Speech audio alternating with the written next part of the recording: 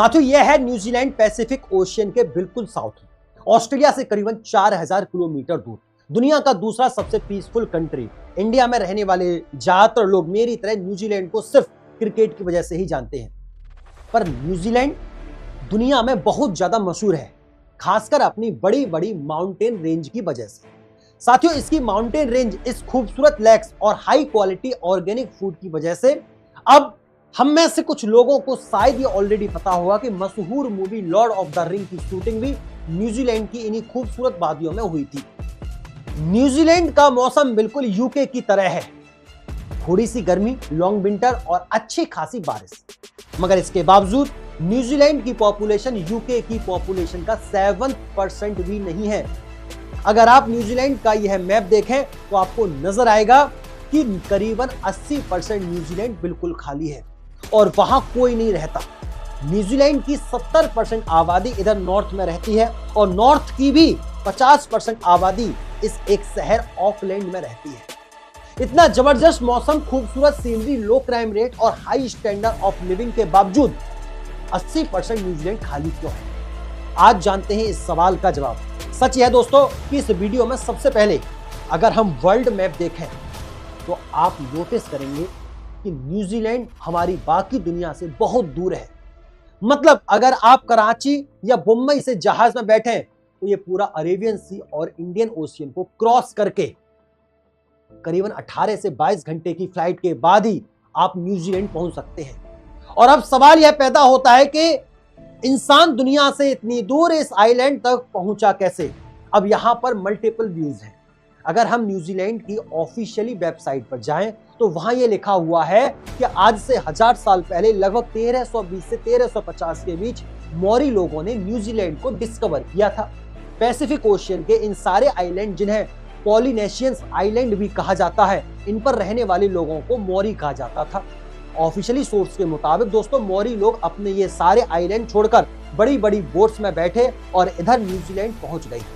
ये लगभग वही जमाना बनता है जब मंगोल्स और जंगीज खां पूरे एशिया पर अपना कंट्रोल ले रहा था।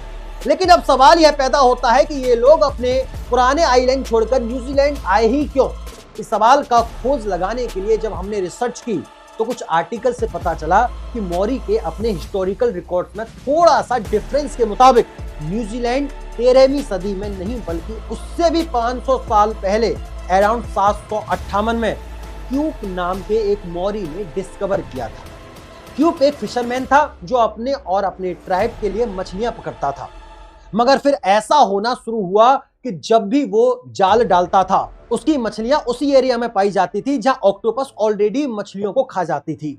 इन लोगों के हाथ कुछ भी नहीं लगता। अब क्योंकि इन लोगों का मेन फूड सोर्स ही मछली था तो काफी प्रॉब्लम क्रिएट होना शुरू हो गई और उसका हल निकालने के लिए क्यूब और उसके कुछ साथी समुद्र में जाकर किसी और आइलैंड की खोज लगाने की कोशिश करेंगे जहां पर खाने पीने की अच्छी खासी सप्लाई हो। इसी खोज में क्यूब अपने साथ 20 से 25 आदमी लेकर पैसिफिक ओशियन में उतर गया।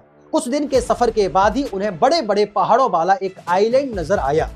यह न्यूजीलैंड था, सी फूड, भेड़ बकरियां और फलों से मालामाल आइलैंड। जी हाँ दोस्तों, पर और कोई दूसरा इंसान इस आइलैंड पर नहीं था। ये क्यूब और उसके ट्राइब के लिए परफेक्ट जगह थी। क्यूब ने अपने चंद साथियों को वापस पॉलिनेशियन आइलैंड भेज दिया ताकि वो बाकी लोगों को आइलैंड की खबर दे पाएं और इस तरह न्यूजीलैंड पर मौरी लोग आबाद होना शुरू हुए। 17वीं सदी तक मौरी लोग सुकून से न्यूजीलैंड में रहते रहे और दुनिया से दूर होने की वजह से ना उनकी किसी से कोई दुश्मनी थी, ना ही किसी से कोई खतरा। मगर यह सब बहुत जल्द बदलने वाला था। ये वो वक्त था जब वेस्टर्न नेशन अपनी ताकत को बढ़ाने के लिए पूरी दुनिया में फैल रही थी। एक्सप्लोर को भेजा जा रहा था कि वो आइलैंड कंट्रीज और कॉन्टिनेंट डिस्कवर करें जिन पर कब्जा करके यूरोपियन कंट्री अपनी पावर बढ़ा सके। इसी सिलसिले में एक Dutch explorer Abel Tasman Pacific Ocean के साउथ में किसी कॉन्टिनेंट की खोज में निकला, क्योंकि उस वक्त यूरोपियन का ख्याल था कि इस हिस्से में कोई कॉन्टिनेंट जरूर होगा और अगर ऐसा होगा तो वो यूरोपियन कंट्री के लिए बहुत सी अपॉर्चुनिटीज के दरवाजे खोल देगा। साथियों, 1642 में टैस्मैन ने न्यूजीलैंड को डिस्कवर किया, मगर उसने जब वहां उतरने की कोशिश की तो उसकी मौरी लोगों के साथ जबरदस्त खूनी लड़ाई हुई और मजबूरन उसे वापस जाना पड़ा। फिर 1769 में एक ब्रिटिश ऑफिसर जेम्स कुक इसी कॉन्टिनेंट को ढूंढता हुआ न्यूजीलैंड पहुंचा। एक दफा फिर जेम्स के फौजियों और मौरी लोगों में जबरदस्त लड़ाई हुई और उसमें कई मूरी भी मारे गए। जेम्स कुक को वापस जाना पड़ा, मगर इस बार उसने न्यूजीलैंड और इस पूरे सफर का डिटेल मैप बना लिया और इसी मैप के जरिए फिर 18वीं सदी में यूरोपियन इस आइलैंड तक पहुंचना शुरू हुए और इस बार उन्होंने मोरी लोगों के साथ बड़े स्मार्ट तरीके से डील किया।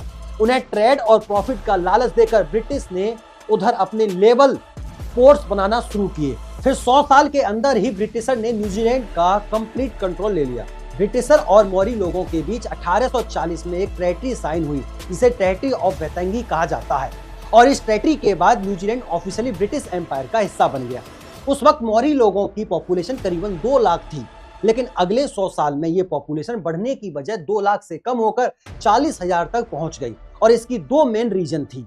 पहला, जब यूरोपियन इधर आए तो उनके साथ वो डिसीजेस भी इधर आई जो उस वक्त यूरोप में आम थी। प्रॉब्लम यह थी कि मौरी लोगों में इन डिसीज की इम्यूनिटी डेवलप नहीं हुई थी और इसी वजह से यूरोपियन इमिग्रेशन के बाद लोकल मोरी लोग बीमार होकर मरने लगे। दूसरा, 19वीं सदी में न्यूजीलैंड एक बहुत ही वायलेंट जगह बन चुका था। ट्रेटी ऑफ वेतांगी की सिर्फ 5 साल बाद ही ब्रिटिशर और लोकल मोरी के बीच लैंड ओनरशिप को लेकर एक सीरीज ऑफ वॉर शुरू हो गई जो अकेले 40 साल तक चलती रही। इन वॉर्स में बहुत ज्यादा मोरी मारे गए और फाइनली ये पूरा सिलसिला 1881 में जाकर रुका, जब मौरी के सारे बड़े चीफ मारे जा चुके थे और मौरी मूवमेंट बुरी तरह क्रश हो चुका था।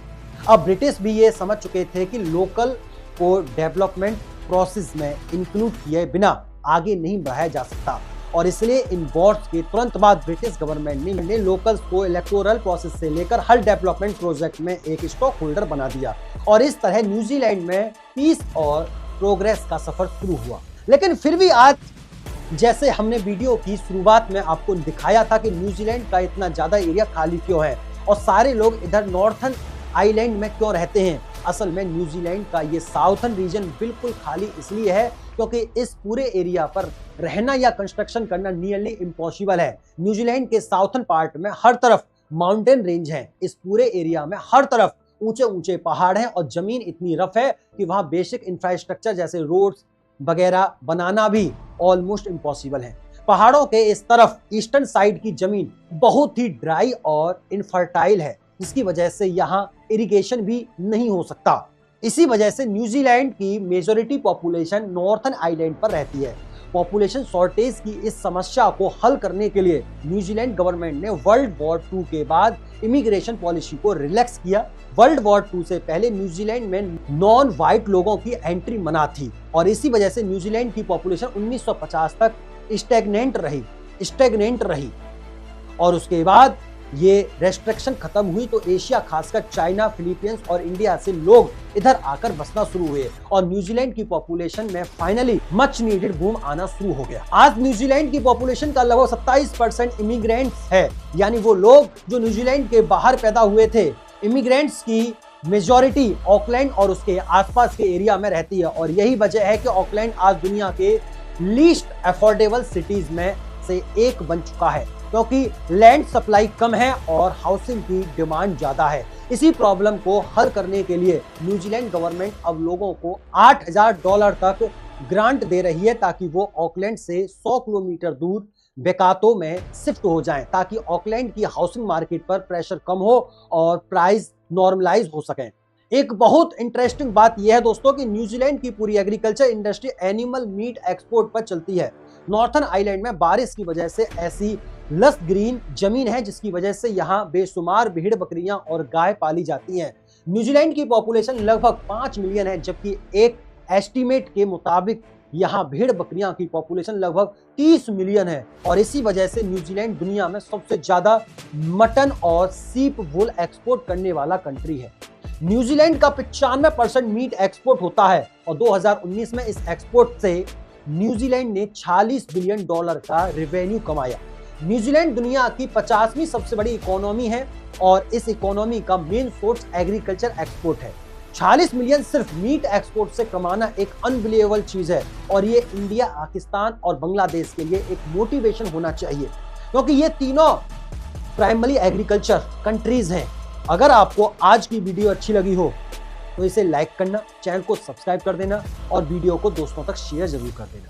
फिर मुलाकात होती है ऐसी शानदार दिलचस्प अपडेट के साथ, नेक्स्ट वीडियो के साथ, रिसर्चेबल वीडियो के साथ। तब तक के लिए नमस्कार।